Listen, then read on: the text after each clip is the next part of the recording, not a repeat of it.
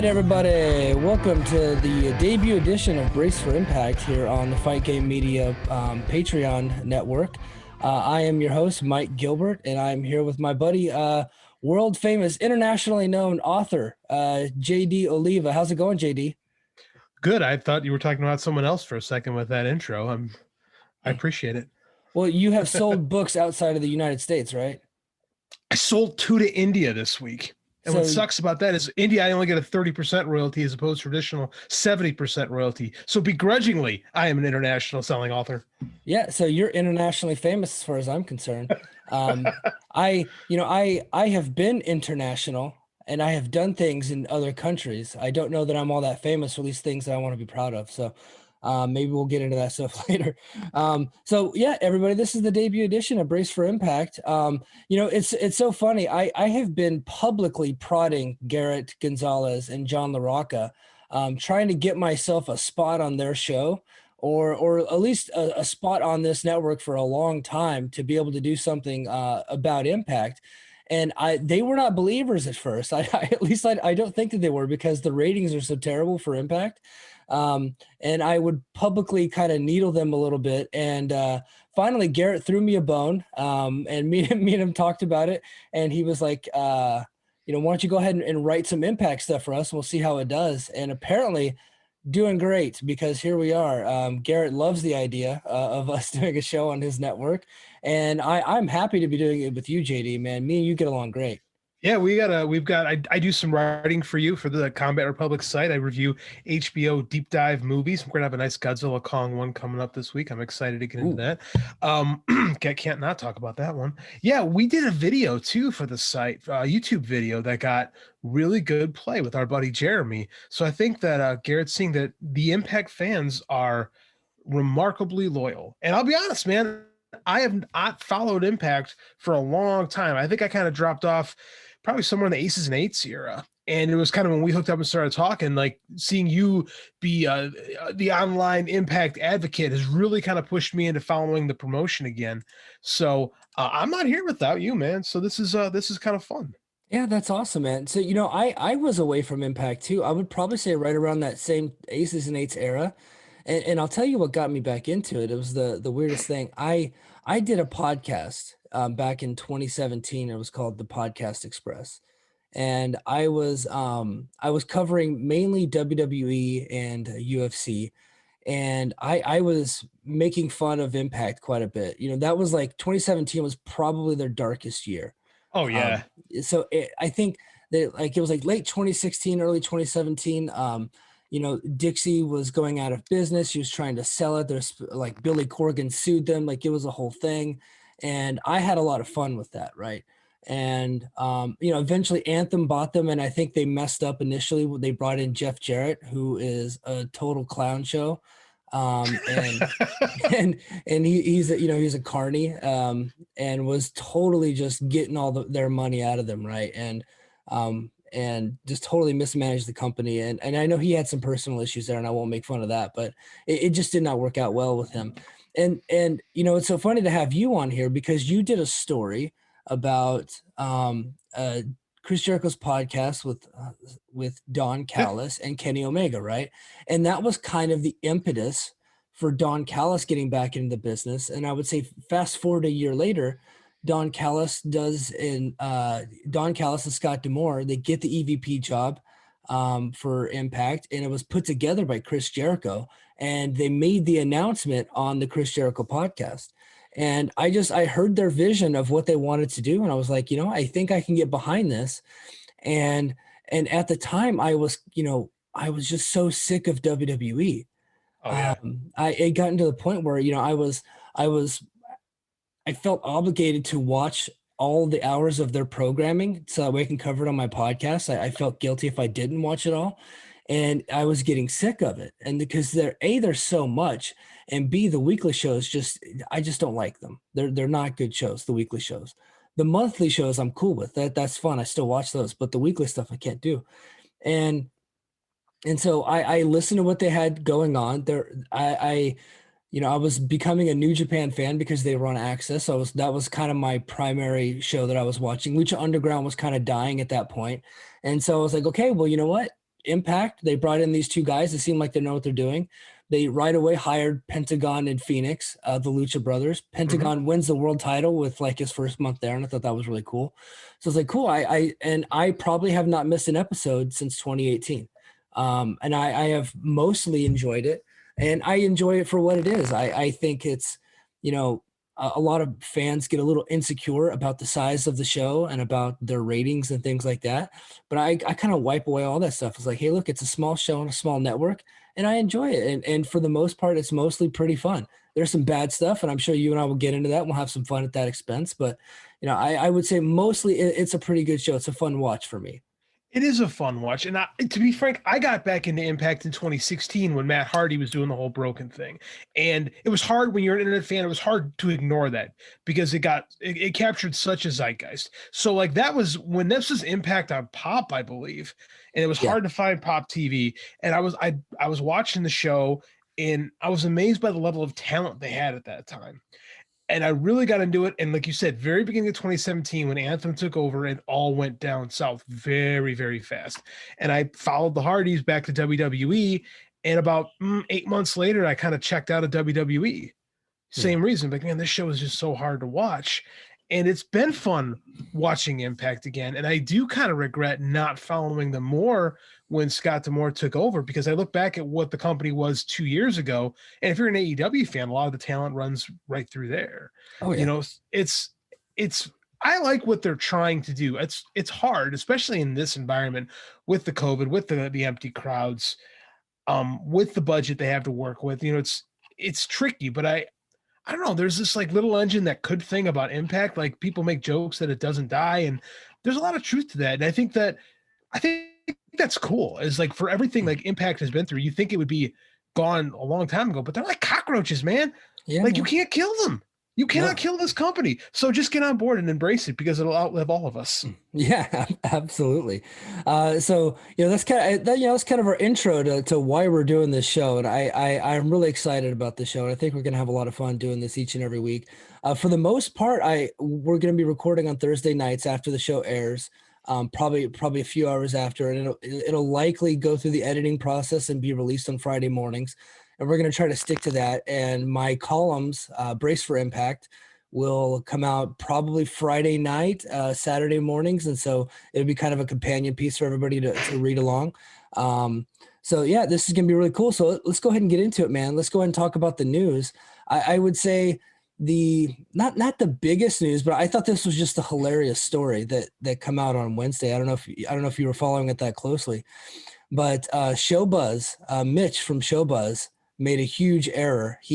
How did this? You said they had 38,000 total viewers, and it was like the internet broke down. They were like, "Impact is over." And it's like it's not possible to lose 100,000 viewers. Like it's not possible.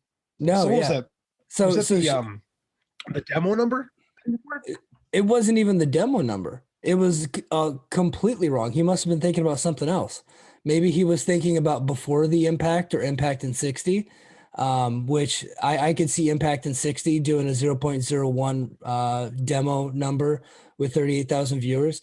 But I just don't think he got the number at all, and he didn't factor it in. So here's what happened. So Showbuzz Daily, they do their top 150 cable ratings for the week. And that's where like all of the people that report on the ratings in wrestling anyway, they typically are getting it from Showbuzz. And Mitch from Showbuzz has a pretty good track record, right? Yeah. And so everybody's kind of waiting. It's like usually like 3:45 every day, and then boom, those numbers come out, and then everybody's tweeting about it, and they're getting all the attention that they can get. They're writing their stories. It's usually a very popular thing on Thursday. Well, I'm one of the guys because I cover Impact exclusively for Fight Game Media. I do that on Wednesday, so I'm just kind of refreshing my Showbuzz website, and sure enough, it comes out and Impact's not on there. It's not in the top 150.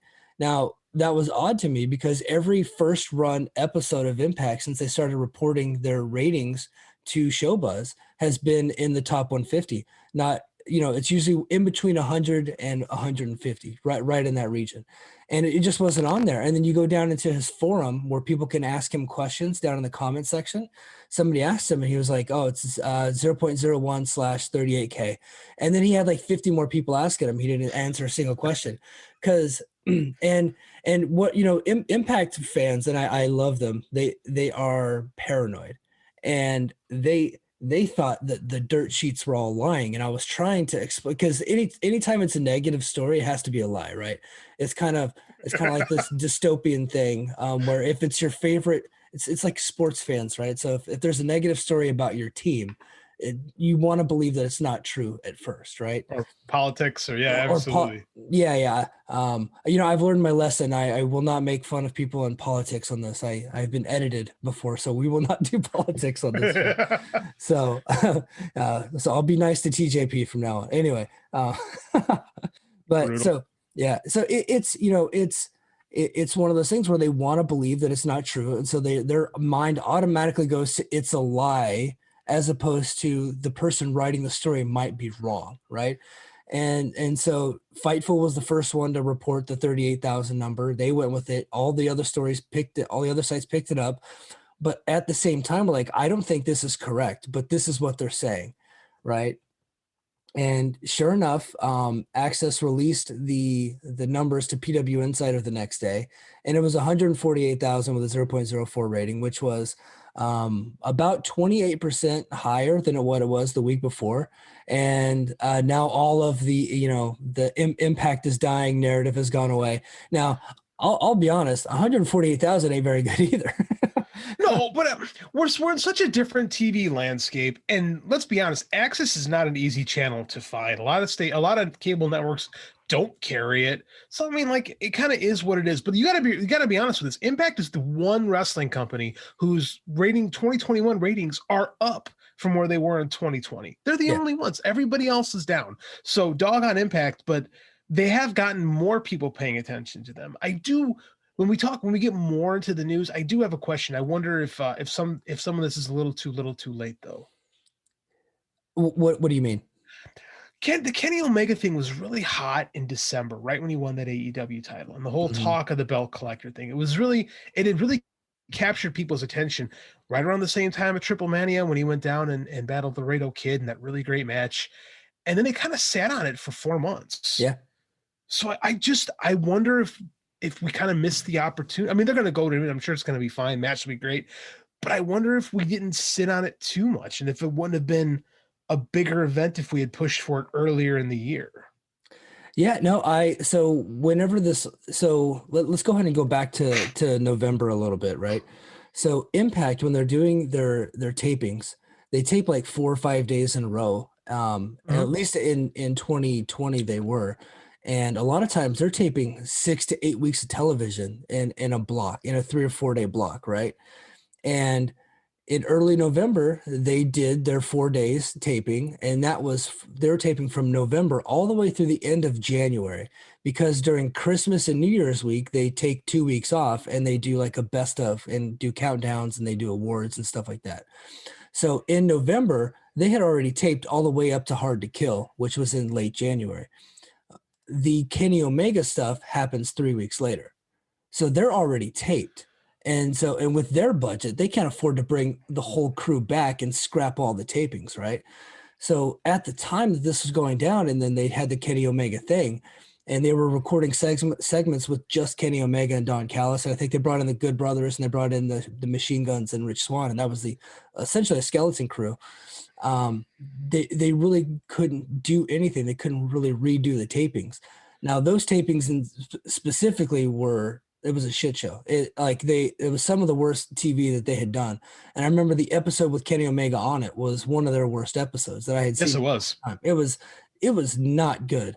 And a part of that is because they had so many people their contracts were coming due at the stroke of midnight on December 31st, that they didn't know who they were going to have. And so they had to do multiple endings to multiple matches and things like that. And the whole thing was just upside down. That's crazy. It was a real chaotic scene. So this thing falls in, or they finally get through to AEW and they finally get this deal worked around. And then they've already taped everything, and what they taped isn't good. And they didn't want to spend the money to retape everything, which in hindsight they should have. And in hindsight, it's hard to kill is when they should have had the Kenny Omega Rich Swann match. Agreed. Now I'm going to counter you with this because I actually played a small role in this, right? Yes. I did that interview with Don Callis back in, I want to say it was late, it was I think it was early November. I forget, which is one of the first things I did with Fight Game.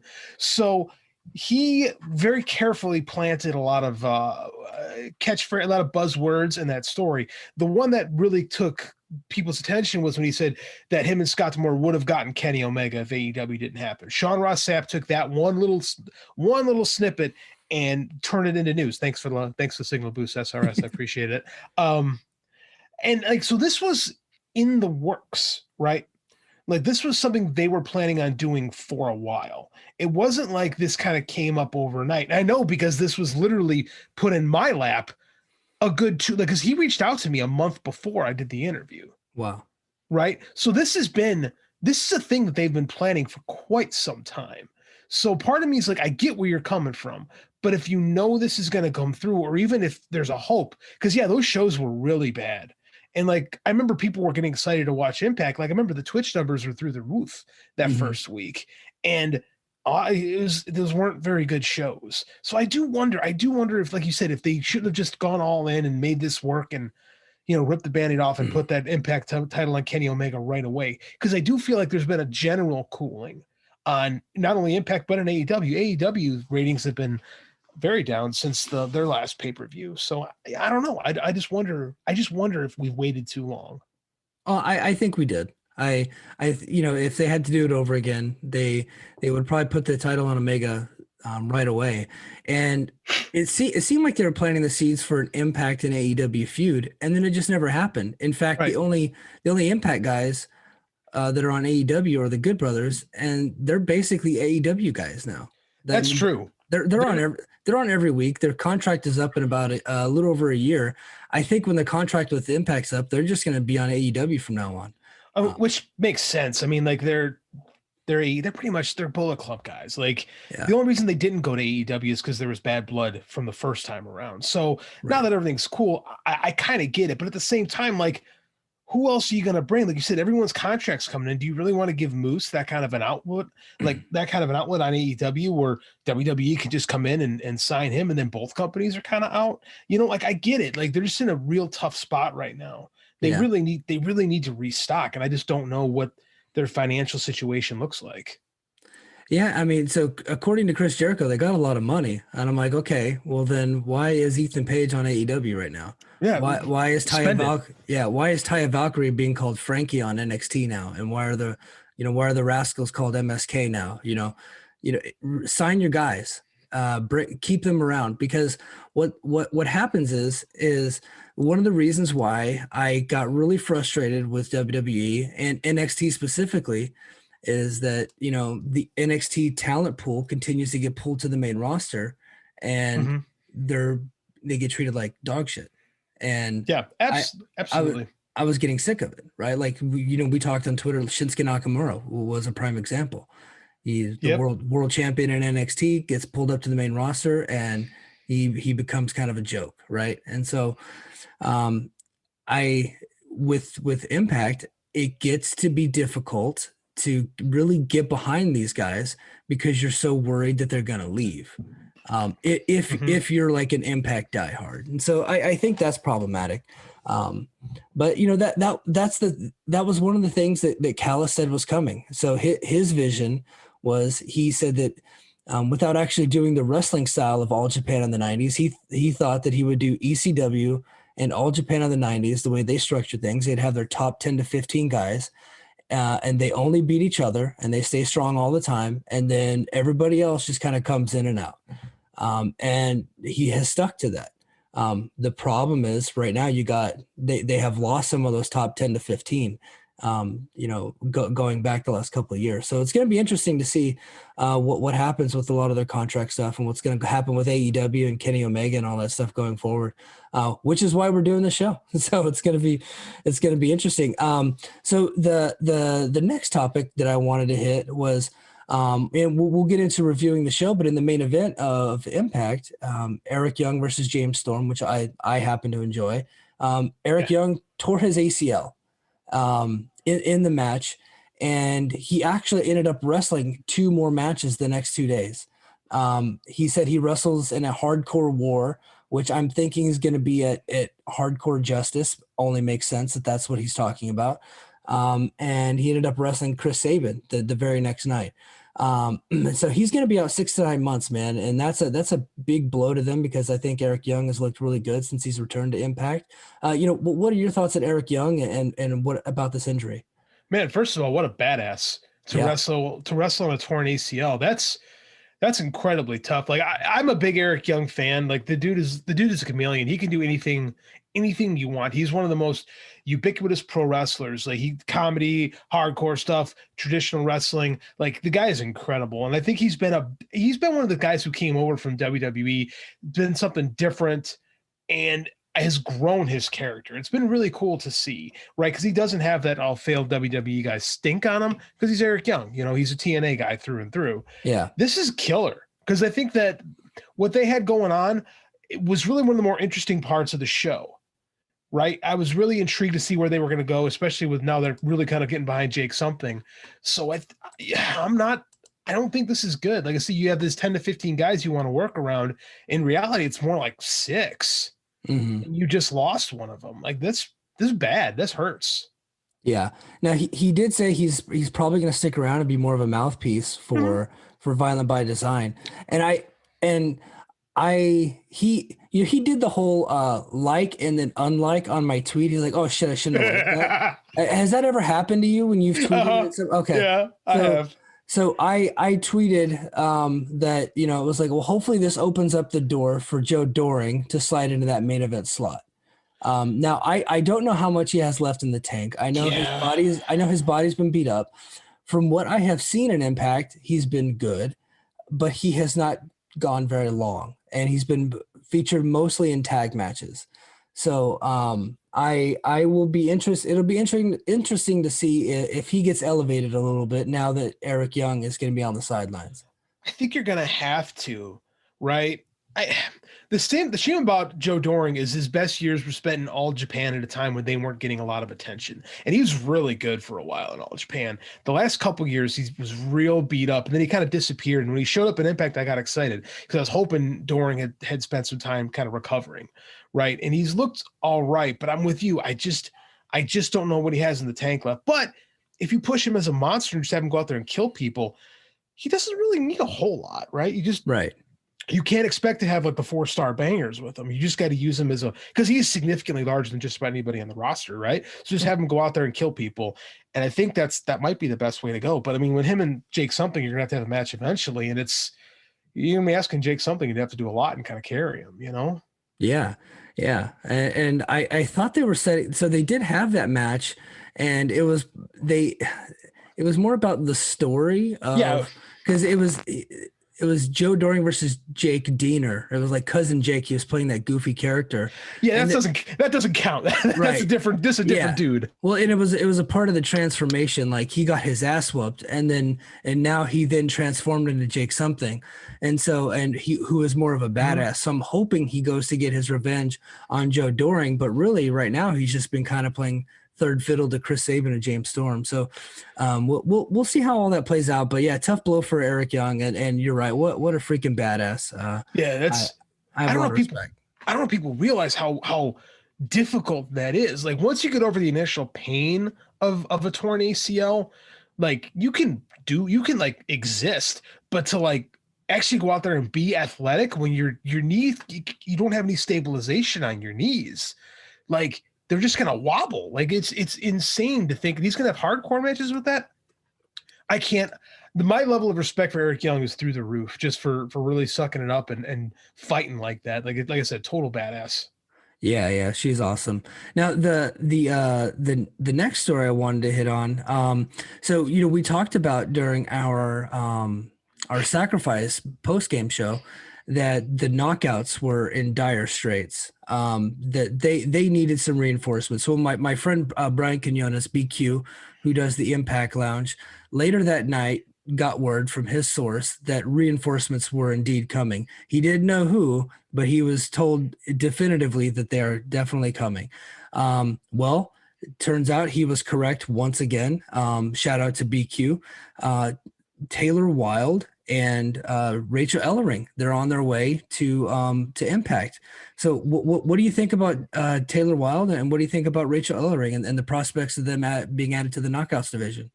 I like Rachel Ellering. She did some stuff in NXT that very similar to like a Tay Conte, where I was always kind of I liked her stuff, like working indies, and I thought there was potential in her, but it never just seemed to click. So I'm hoping that maybe she gets a fresh start, new environment. It can really come together for her. I think she's a good prospect. Like I think she's got the intangibles. She's got a family business, so I mean, like those guys always have a different way of looking toward things. So I think that she's a good pickup for them. I think that's going to work out. Taylor Wilde is someone that really intrigued me because she was a big part of the Knockouts division. Gosh, a decade ago? Yeah. Like 2008 to like, dude, I really should have done more research on this, but it was like, I know she was around like 2008, probably up until like 2012, something like that. Has she been doing stuff? Like, was she out of the business altogether? Pretty much. She did start a podcast last year. But yeah, she's been pretty much out of the wrestling business. That's really intriguing to just kind of, because you don't see this a lot, especially from female performers, to just leave and come back like this. I really liked Taylor Wilde when she was in Impact the first time around. I thought she was really entertaining. I'm very curious to see what she's like now. But the good thing about her is like we talk about Impact fans being the most loyal fans in the world, basically, to the product. When she shows back up, they're gonna go. There's no crowds. If there are crowds, they go crazy. But in theory, like the fans are really going to be into the idea of Taylor Wilde coming back. I think it can only help because they definitely need something.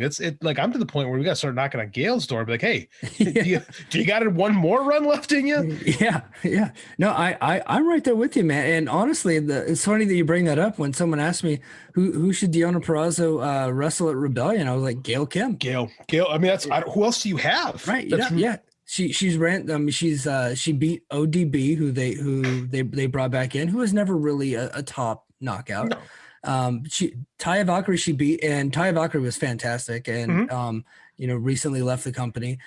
She got her win over Su Yung. Kylie Ray is kind of Kylie Ray no-showed Bound for Glory last year. That was supposed to be the big co-main event, and she has had some mental health issues and hasn't really been seen since. So and I know she's coming back later this summer to do some independent stuff. So I don't know that she'll be coming back to Impact at all. I know she's still under contract. So if you're taking a look at the landscape, it's like Deonna's beating everybody and there ain't many people there. And, could you bring in Taylor Wilde and put her right into that spot? Will enough fans remember her? I will say that she was a part of TNA/Impact whenever they were doing 1 million to 2 million viewers a week. So I would think that some people have, that remember her back then would remember her now and would be interested by that. But I do think you have to build her up a little bit. And if you were to pick between Rachel Ellering and Taylor Wilde, I would say it's Taylor Wilde. Yeah. Ellering's a project. There's things worked with her. I don't like the idea of bringing someone in, like, because you got accrued interest in Taylor Wilde, right? Like, there's interest in her if she comes back because she's a legacy, right? And then you beat her right away. It's like it immediately defines the character down. Like, I know, like I'll use AEW for example. When Christian came in, that first thing he did was having that little run-in with Omega and lifting up the AEW title. And a lot of people kind of crapped on that and like, oh, just going to bring a person in because they knew he'd just lose. And then that doesn't really work. And I think it's the same situation here. Like if you just bring Taylor Wilde back, especially after being away for so long, you put her immediately into a title picture and then she loses to Deonna, then it's like, well, now what? And if she beats her, it's like, okay, do you run a situation with Edge where you haven't built anything up? You throw someone into a main event position, and it's like the audience hasn't had a chance to really reconnect with them yet. And we don't really have the foundations that we need to build those moments. Like I think if you pull Gail Kim out right away, the connection is there. Like, because you're going to have a lot of eyeballs on it when you have the Kenny Omega Swan match, right? People are going to pay attention. So why not do something special? Have Deonna beat Gail Kim because she has nothing to lose, right? That's nothing to lose there. You've got the legend coming back. You've got a built-in story. Meanwhile, you can build up both Taylor Wilde and Rachel Ellering, because you need to build both of them. Like you don't have the depth to be sacrificing people right out of the gate. No, and they unfortunately they burned through a lot of her opponents quickly because they just don't have that many to begin with, and Right. you have to have matches, and that's been the struggle with the knockouts division since really since October, because they knew then that Ty Valkyrie was going to be leaving, and I think they have an idea now. I don't know this for a fact. I just think it's true that Jordan Grace is also leaving. So they need to start replenishing that division, which at one point it was really the strength of the show. And I remember whenever I did my article for one of the top 5 reasons to watch Bound for Glory, and I put I think it was like number 2 that women in Impact are put in a position of prominence. Like they're put on a pedestal. They are equal to or greater than most of the men, and they are positioned that way. And they were in that co-main event slot, and everything goes down with Kylie Ray, and it's been one thing after another for that division. So I think that they could use this boost. I'd like to see them add like half a dozen more. Honestly, I don't know who that would be. I know Killer Kelly's out there. She's having some issues in Portugal or something like that. So, but she was recently on the show. I thought she was great. And other than that, you got Selena Vega signed somewhere. I don't know where. Wherever it is, she can't work AEW apparently. So I think that might rule out Impact. And then you got Sarita, who was with no, not Sarita. Gosh, what was her name? I can't remember. Not Sarita. That was she's still with WWE. But there was another girl that got released from WWE that is out there right now. So, yep, it's going to be interesting to see. Here's what I'm wondering: is you look at like AEW Dark every week, and there's a lot of like talent that's being kind of tested, and that you see some potential in. Like, I don't understand why Don's there every Wednesday. Doesn't look at Tony kind of go, "Hey, can I borrow some people?" Yeah.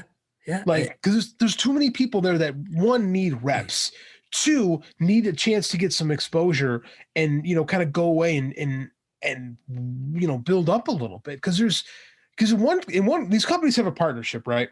You got one company that's overloaded with talent and keeps signing more for some reason, and you got another company that's like struggling, especially in the knockouts division, struggling.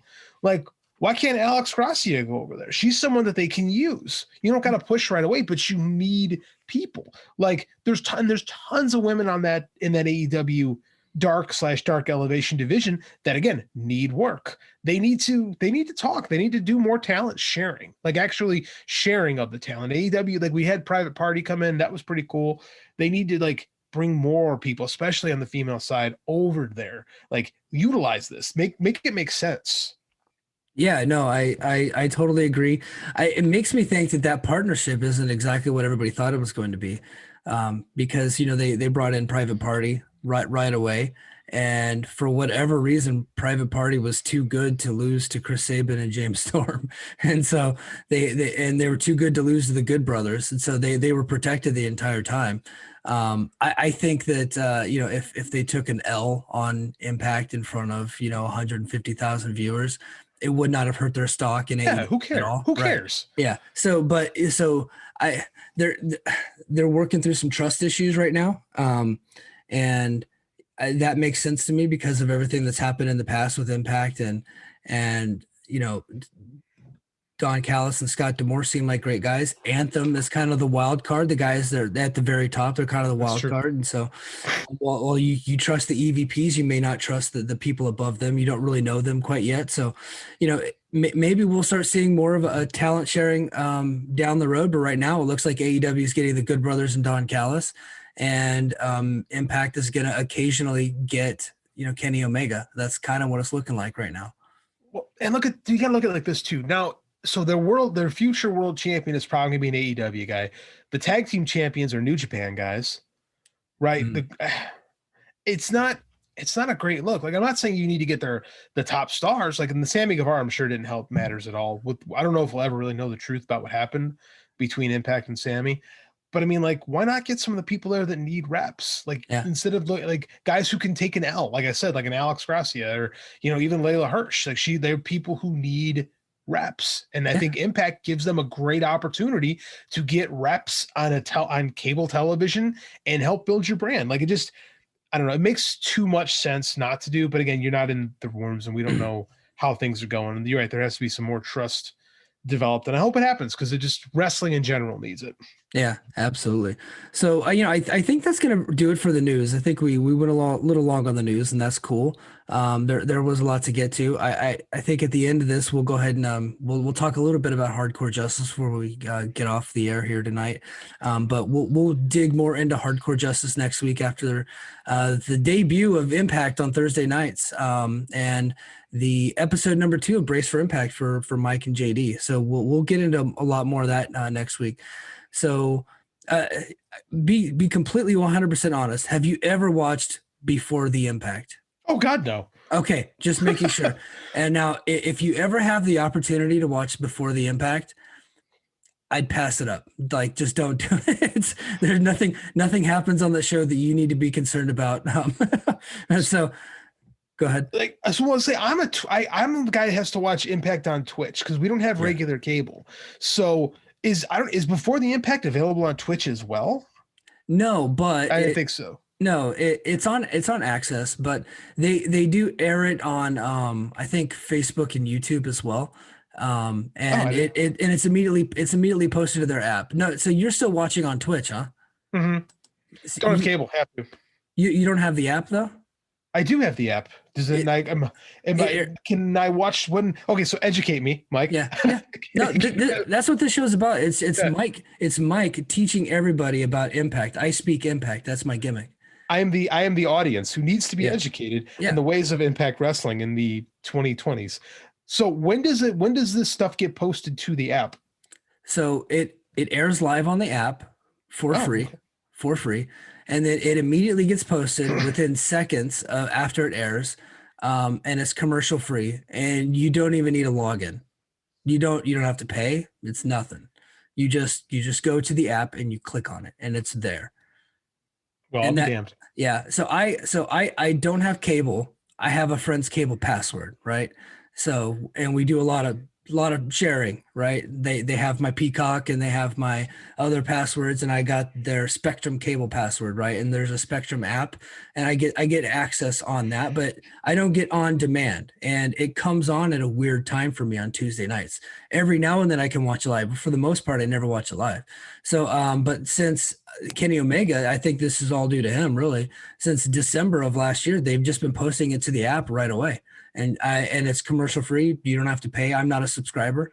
I just I've always had the app. Every once in a while, I'll pay the $7.99 if I want to watch some classic content that I don't already own. I'll go on and check that out. But yeah, it's completely 100% free. So I had no idea. Yeah, and it's commercial free, so you don't have to worry about skipping all the commercials or the seeing Scott Steiner do his thing at Sacrifice every week. You don't have to worry about any of that stuff. So yeah, education is what I'm here for. What if I enjoy watching Scott Steiner do the Sacrifice thing every week? Because I think I could watch that week in and week out. Yeah.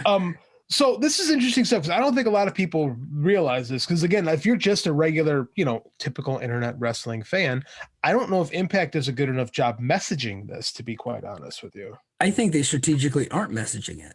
Because they want, probably a good point. They want people to go to Access. They want people to go to Twitch. And I think they're slowly building up their subscriber base. And they're putting a lot of the stuff out for free to get people to download it and getting their download numbers up, which is going to be an inflated number, because I think they got something in the works. I don't know if they do or not, but it's, I've talked to some people and that are in kind of that business. It's like, I think they're building something here. So we'll see how all that plays out. But we'll talk after the show. Yeah. Yeah. So anyway, so we'll go ahead and get into Impact. We're a couple long-winded guys, so we'll try to not go through the show. But before we get into the whole thing, overall, what did you think of the show?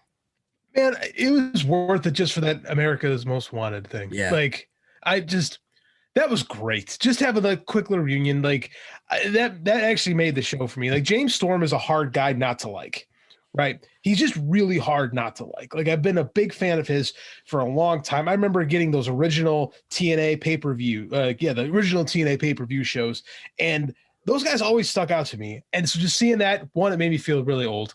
Two, it was just a nice little moment that we don't get enough in pro wrestling in general.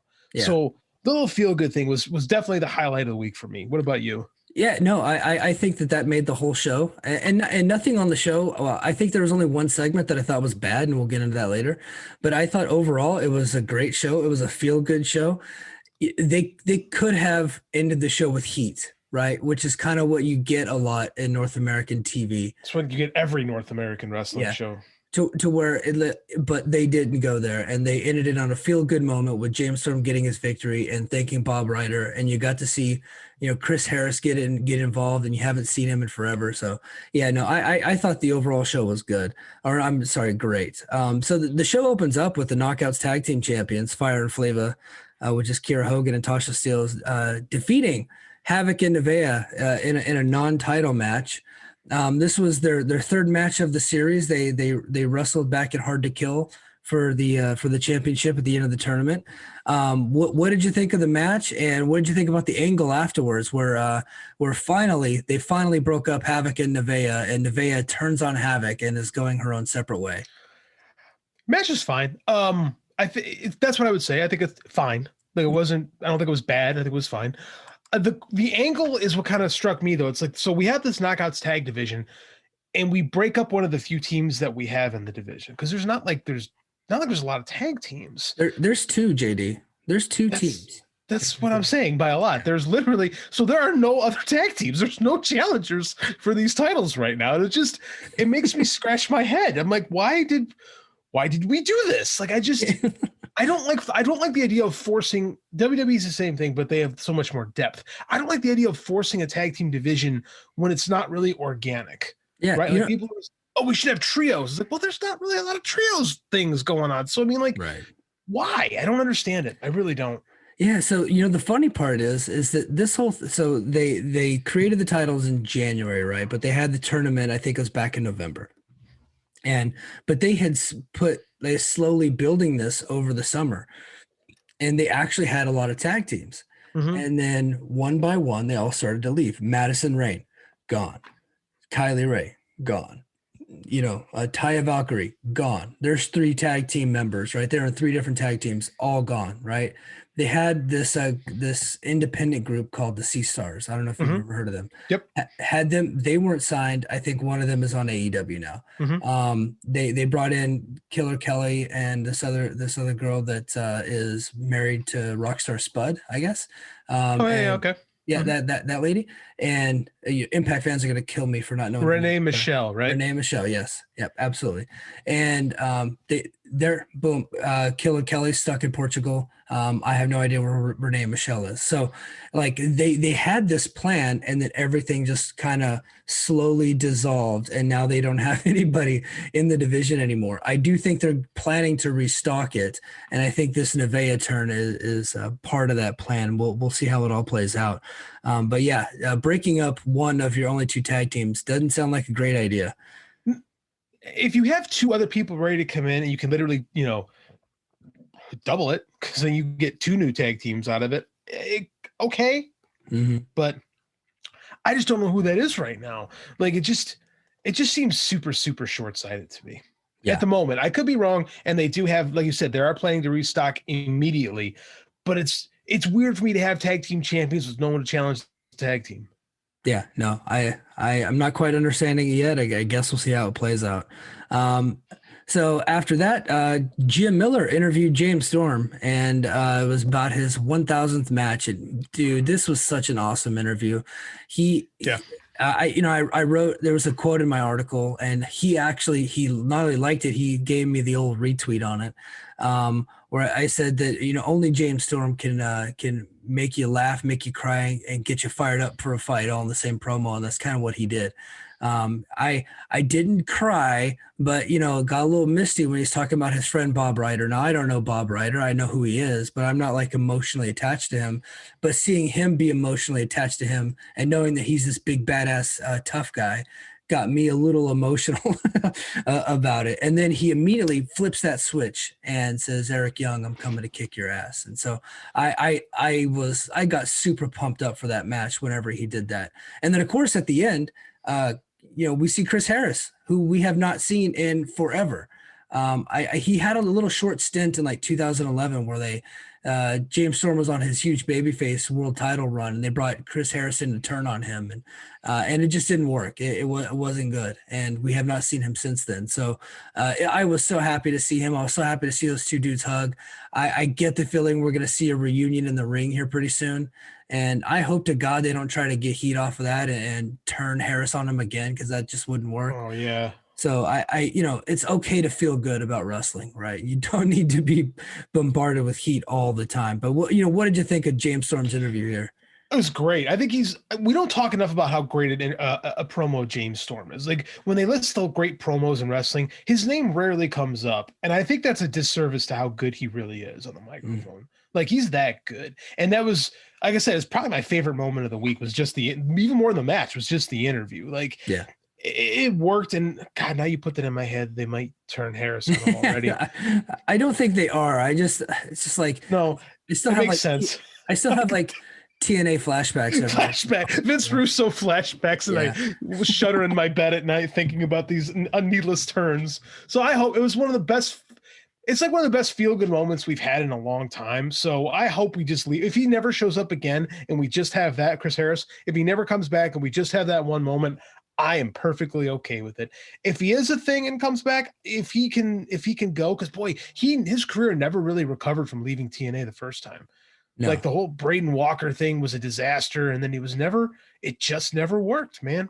But for tonight, for one night, it was great. I liked it. Yeah, no, I thought it was awesome. And the weird thing is that James Storm just was brought in on a short-term deal. He got out of his NWA contract last year. He was supposed to go to WWE, but that all fell through.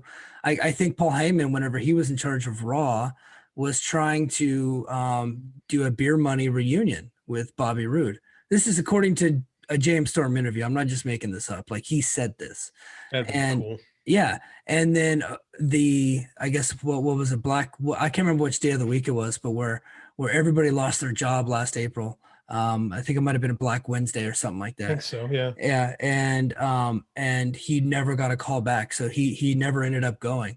But he was supposed to go in right after WrestleMania and start something with Bobby Roode. And, he came back last year. Bound for Glory was just a surprise entrance in their version of their Royal Rumble at Bound for Glory. And he had another match after that, and we didn't really see much. And then he got brought in earlier this year because Alex Shelley is going through he can't really travel because he's a healthcare professional, and they're not really letting him travel right now because of COVID. So James Storm came over and took his spot, and I don't think he's on a long-term deal. And if I'm Impact, I'm like, dude, ratings went up 28% for you.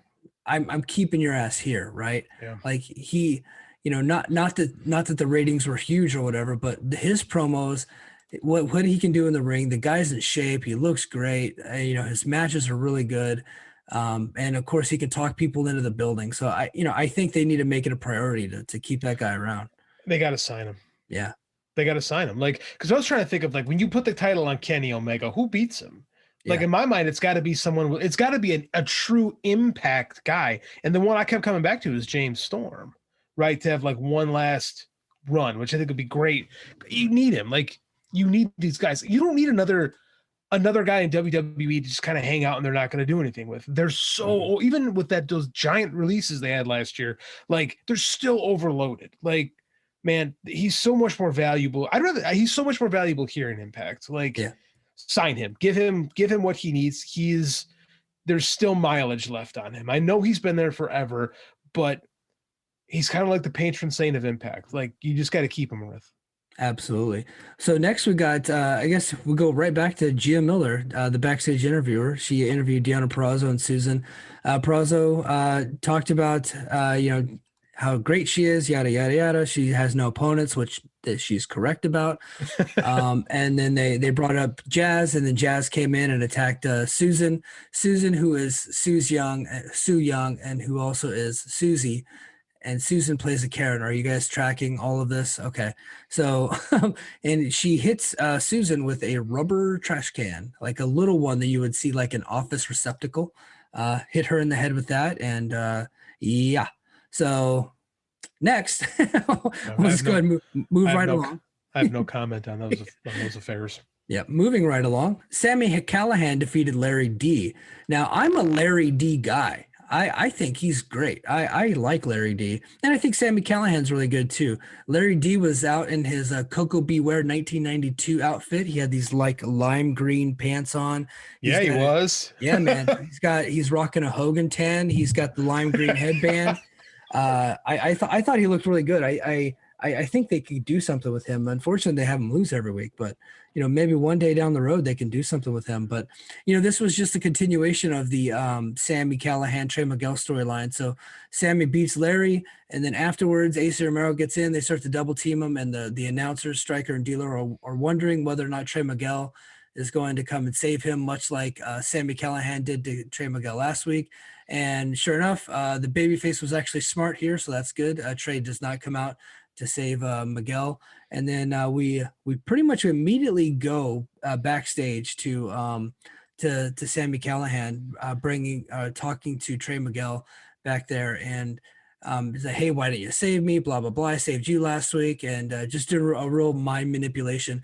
I thought the segment worked. I thought it was great. I really like I'm real interested in where they're going with this feud. They've already had one match, and I think they're going to have another big match at Rebellion. But what are your thoughts on the Sammy Callahan Trey Miguel story? I'm into it. I like Sammy in Impact probably more than anywhere else I've seen him. Like I didn't love him in MLW. Like he definitely didn't fit in NXT back in the day. I think this works. I think there's still a lot of value in Trey Miguel, but they need to build that mid card right now, and this is one of the more interesting storylines they've got going. I'm looking forward to seeing where it goes, because I don't think I know clearly off the top of my head, so I'm in a very much this is intriguing to me. Yeah, storyline. I like it. Yeah, no, I think they're doing a real good job with it. We got a video package, Fin Juice, and in the New Japan Cup. How cool is that? I just thought that was a cool video package. What'd you think of it? I like it. I like that. I'd said before, it might not be great to have your World Tag Team Champions not be part of your company, but I think it gives Impact some credibility when you've got David Finlay and Juice Robinson in New Japan, a company that does have a ton of credibility. So it makes your stars look bigger to your fans. I think it's good. I think it's all good. I think they have the belts too, right? They're finally wearing those belts in New Japan, so that's a good sign. That's good. Yeah, and they're doing promos on New Japan World about their Impact titles, and I think they're going to be defending the titles there soon. If not, might even be this weekend, or hell, are they? Do they have a show going on in a few hours? I never can. It's so hard to keep up in New Japan. I try my best though. I have to for my other podcast, and it's very, very difficult to keep up with when they've got another show coming up. They've got the Sakura Genesis. Yeah, that is this weekend actually. They got a big show coming up this weekend. Yeah, it's Ospreay and Ibushi, right? I just don't know if it's tonight or tomorrow night. I can't remember. I think it's tomorrow night. They're fighting over the Cody Rhodes title belt. Okay. Yes, absolutely. The Cody Rhodes Diva Mishmash title belt. Tune into High Tension for more of me ripping on the new IWGP title belt. Absolutely. Good plug. Omega Callis and the Good Brothers, they were backstage and they were watching that Fin Juice commercial, and they Omega and Callis were making fun of the Good Brothers. I thought that was a pretty cool segment. Just kind of ribbing each other. And next, we already talked about Callahan and Trey Miguel. So next we got Brian Myers defeating whoever is playing Suicide right now. I think it's Caleb Conley. I don't know that for a fact. I was going to say Caleb Conley, right? Yeah. Yeah. I don't know it for a fact. I just think. But he beat him quickly, and then afterwards he said that he will not be accepting Mid Cardona's challenge. Are you interested? Are you interested at all in Brian Myers versus Matt Cardona? I like Brian Myers, to be honest with you. I love this Jean-Paul Lafitte cosplay thing he's doing right now. Yeah, that intrigues me. I like pirates. I did kind of like No, I'm Not Gonna Wrestle You. Yeah. Like I kind of like the heel saying the baby face, no, I don't have to fight you. So like in theory, it gets more interest. Am I interested in the major? Here's the problem. They still have that podcast together, right? I still know they're best friends. Like it's hard for me to invest in a storyline where you're not even trying to make me think anything is like, I don't know, just not to believe it's real, but I mean like, I feel like I'm not getting any, I feel like there's no, like, you're not trying to make me interested in it. You're not suspending my disbelief, right? Yeah, I mean, like at least pretend, oh, I don't know. It's like I think I wish they kind of went all in with this, but I get it. They probably make more off their podcasts than doing the whole action figure thing than here. But I don't know. I would appreciate a little bit more effort from the two of them on it. Yeah, or just don't do it at all, right? Just stay away from each other. You Yeah, can be in I the agree. same company and never wrestle. That happens. Yeah, it does. And again, I get it. There's two of them are going to be linked together for their entire career, but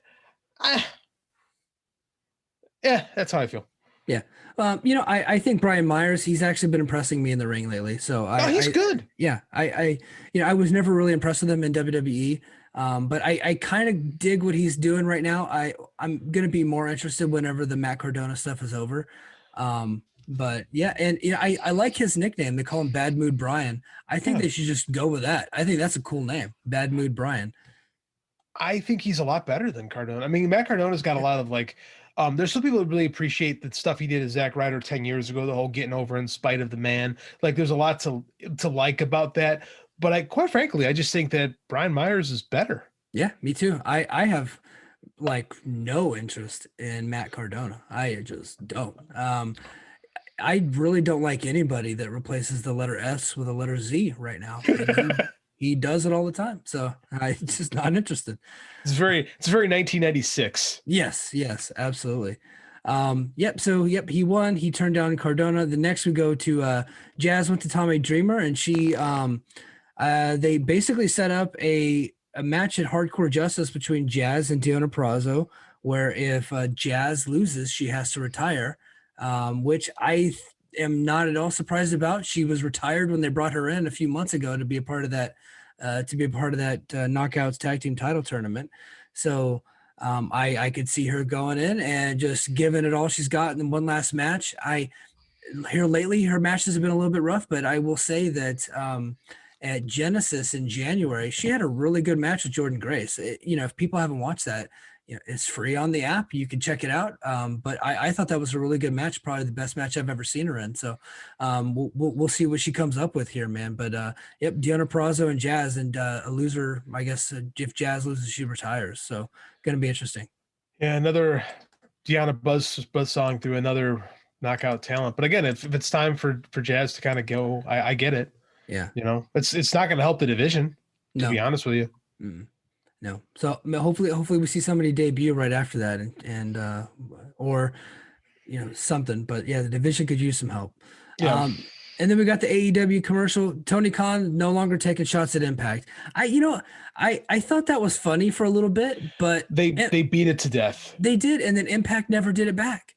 Right. So, and I don't know why. I mean, like, it seemed like Tony Khan was like, it's like you're playing volleyball. He's like setting it up for you. He's like setting up a spike week after week. And it just didn't feel like, it felt like after a while, it felt like they were punching down. Yeah. Right. And it felt like they were trying to get like a promotion versus promotion thing going. It just never quite clicked. So, whatever. Yeah. Could this be the last commercial that we see now that Impact is going to be on Thursdays, the day after Dynamite? Well, I didn't even think about that. Maybe, because what's the point of, they could advertise the following week's show instead of like next week's show, instead of the next night show. It does change the dynamic of it a bit. I don't know. I know our fight game compatriot, John LaRocca, will disagree with me, but I like Tony Khan doing his best Vince McMahon and Memphis impersonation. Yeah. It always entertains me. It's got the unfortunate part is like I said, they never got to respond. They never really responded. So if it's the end, that's okay. Yeah. That's okay. I do know that Tony Khan was at the Impact tapings, and he was at the shows recently, and he did do something on the air, which I think we'll be seeing soon. So maybe really? That gets their heat back. Who knows? We'll see about that. So that's very interesting. I'm curious now. I am curious to see where that goes. Oh yeah. And then next, my favorite segment every week, Swingers Palace. This time, Kenny Omega and Don Callis enter Swingers Palace. And Callis is he asked what the odds were for Swan and Omega at Rebellion. And Swinger then says, hey, they're dead even right now, daddy. And then, Callis disgustingly and was kind of embarrassed to even be there with Kenny and show him Johnny Swinger. And he wanted the odds changed. He wanted the odds to be in favor of Kenny Omega. So he showed him the one-way engagement video. And then Swinger on the spot put the odds in favor of Kenny Omega.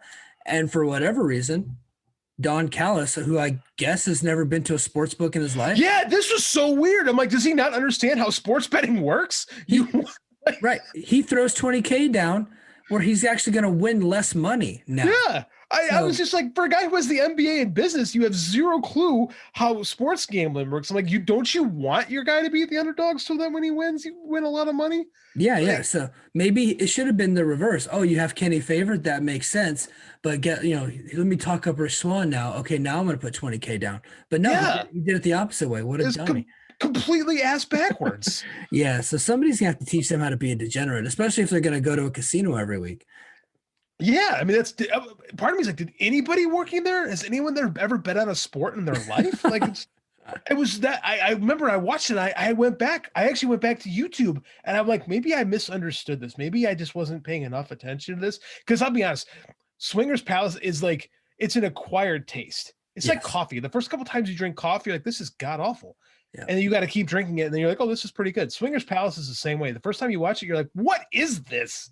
And then it's hilarious. Yeah. Like, there's it's downright stupid, but I'm typically anti-stupid, but if it makes me laugh, I can't help it. I have to like it. And he makes me laugh every week.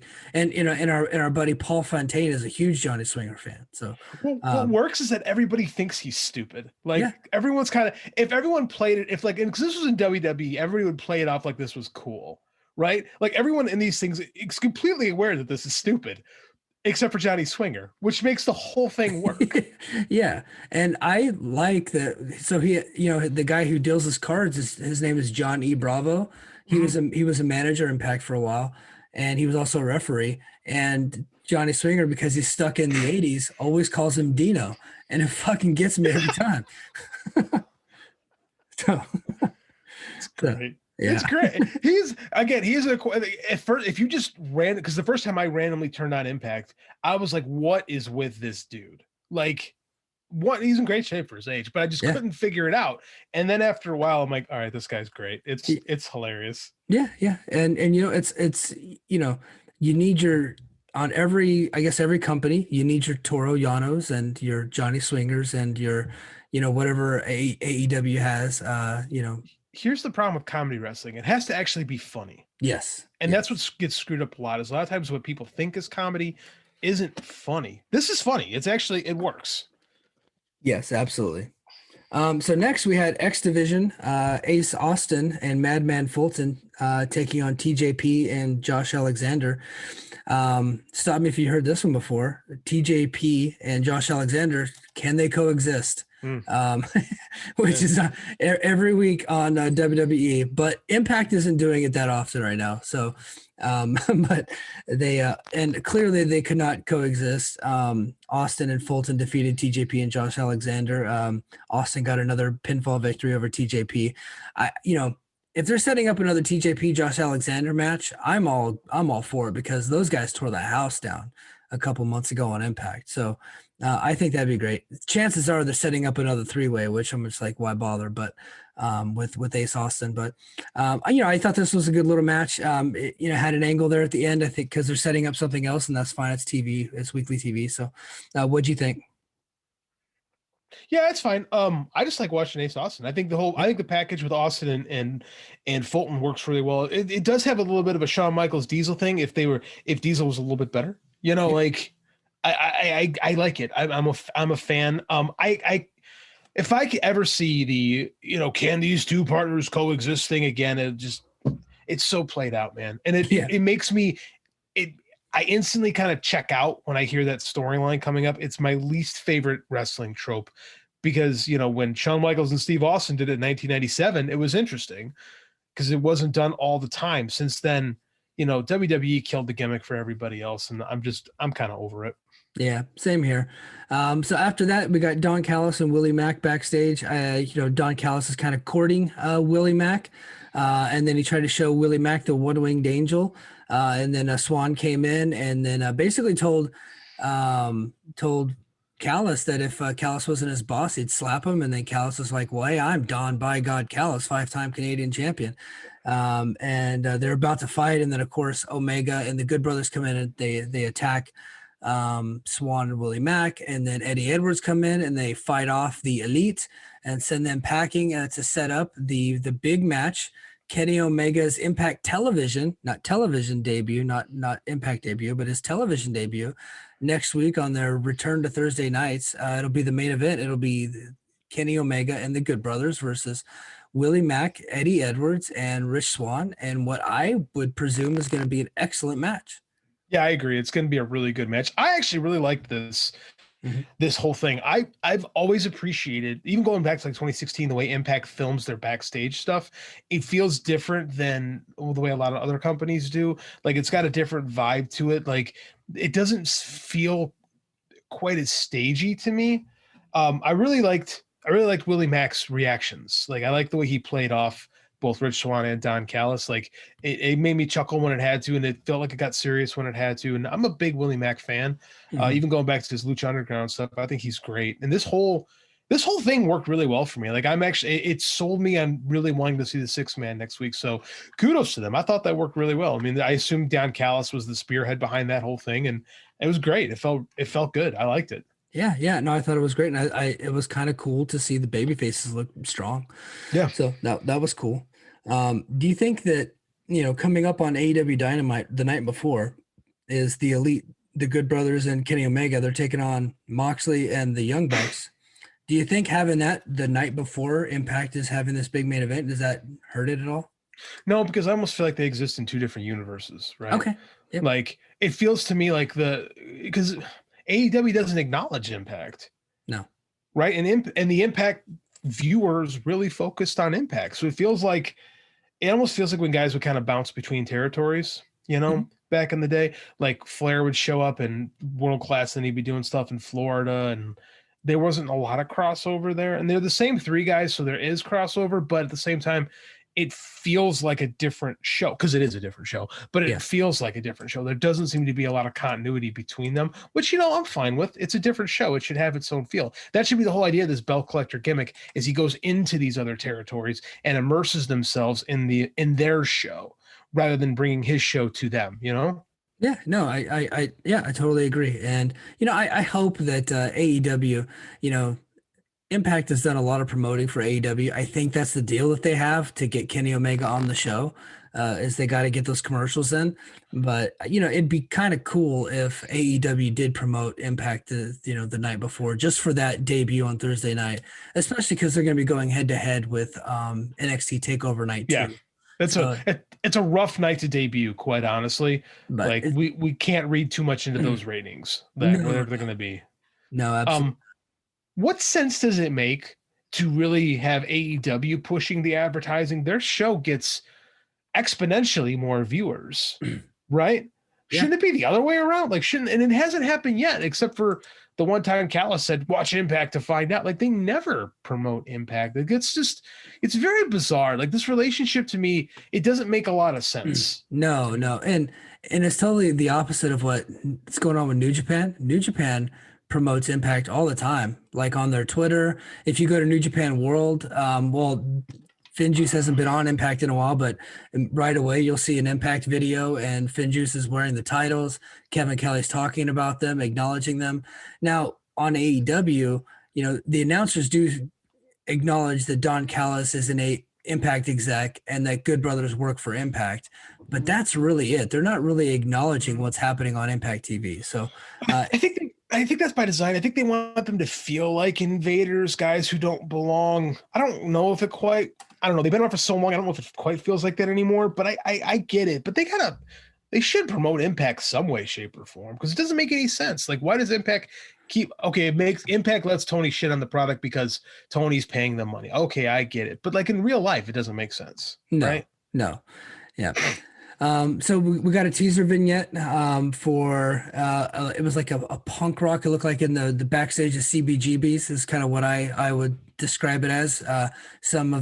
I'm guessing that everybody that's listening to this is kind of old, so they would probably know what CBGB's is. But it was like the big punk rock concert hall in New York City, where the Sex Pistols and the Misfits and the Ramones and the Clash and all those bands would play in the 70s and 80s.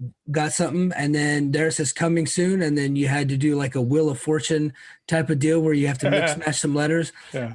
But I'm pretty sure it spells "Let's Get Wild," so I'm thinking that's Taylor Wilde's debut. Taylor Wilde coming back, which is good. It's cool. Yeah, I like it. She better have some punk rock, cred when she comes back in. Dude, yeah, don't fuck around with that because the first thing I said was like, I'm gonna want to inspect your Spotify and your iTunes playlist and all that stuff. I want to know what's going on with your music selection because don't be acting like you like the Ramones and the Sex Pistols, but you're listening to Taylor Swift. So right, or Paramore, or some pop punk. Don't you're coming out with like the big guns. Like show me you like real punk music, not nothing popular from 10 years ago. Absolutely. Come on, Taylor.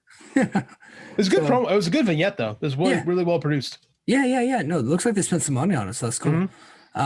So then we got Rohit Raju backstage talking about Hernandez. They did wrestle on before the Impact. Nobody saw it. Rohit Raju is one of my favorite characters on the show, and he was very featured on the show for a long time. He was the X Division champion.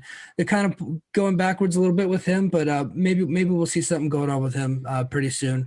We don't really need to get into that though. We got a promo by Violent by Design, a very eerie kind of creepy stuff that they're doing right now. Didn't really last very long, but EY was talking about his match with James Storm, and that the company was built on those two guys, which he's absolutely correct. And that the world belongs to us, I guess is what he's saying. And then next we got, so here's where it gets bad. Tommy Dreamer had a meeting with the Knockouts to announce Hardcore Justice. They're going to do a Knockouts gauntlet match with weapons. And the whole thing just kind of, I don't want to say it falls apart. I think they executed everything that they wanted to do. But in my opinion, the acting was so bad in this, it made me not want to watch this match in Hardcore Justice.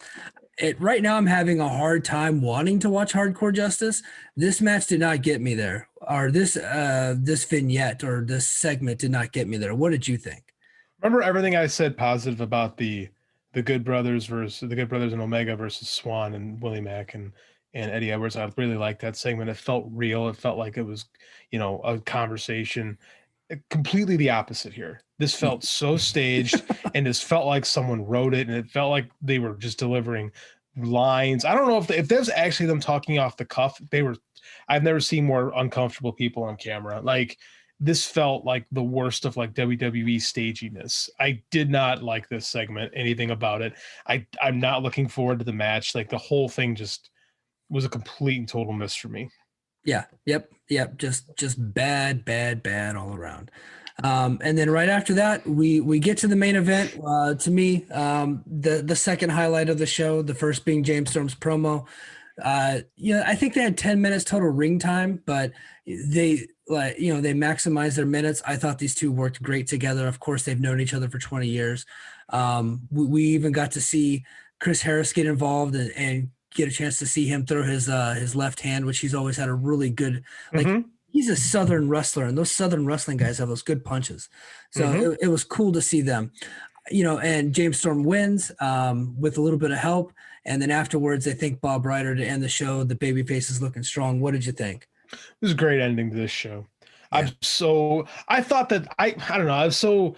I think we've just been warped by WWE for 20 years where I completely assumed that they were going to take James Storm's 1000th match and have him lose and have like some big heel heat thing. And they didn't do that. They went with just a great solid babyface finish. And that's kind of what this company needs right now. They kind of, especially if you're going to put your world title on an outsider babyface character, you've really got to build up outsider heel character, you've really got to build up baby faces, right? You really got to get us caring about who's going to defend this promotion. Because quite frankly, the cool thing to do is shit on TNA. Who doesn't do that?